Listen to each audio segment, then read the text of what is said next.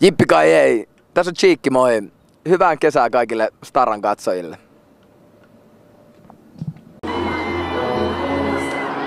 Senaatin torilla hengaillaan ja juuri on Suomen lätkäjoukkue saapunut paikalle ja samoin mestalle myös Duutso Jukka, moro! Moro moro! Vittu, tää on hienoa, tätä on odotettu. Miten Suomi taisteli oikeesti.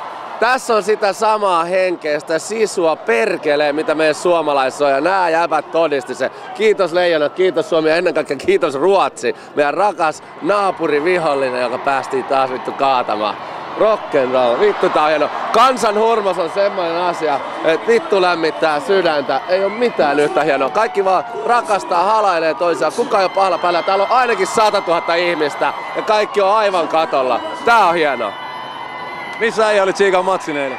Piti olla tuo Apollossa. Mä tulin suoraan Helsinkiin Apolloon ja se oli niin käsittämätön, mitä oikeesti sähköinen tunnelma siellä oli 1-0 Ruotsille. Siinä vaiheessa se oli niin jännittynyt se fiilis. Siinä vaiheessa kun Suomi teki maalin, se oli niinku salama, siis kun kaikki räjähti eloa ja siinä vaiheessa kaikki tiesi, nyt löytyy se taistelutahto, mikä tähän tarvitaan, että saadaan oikeesti vietyä tää vittu loppuun ja voitettua kultaa. Vitsi, tää on hienoa. Sä tsekkasit enemmänkin noita pelejä, kuka oli paras pelaaja tällä kertaa?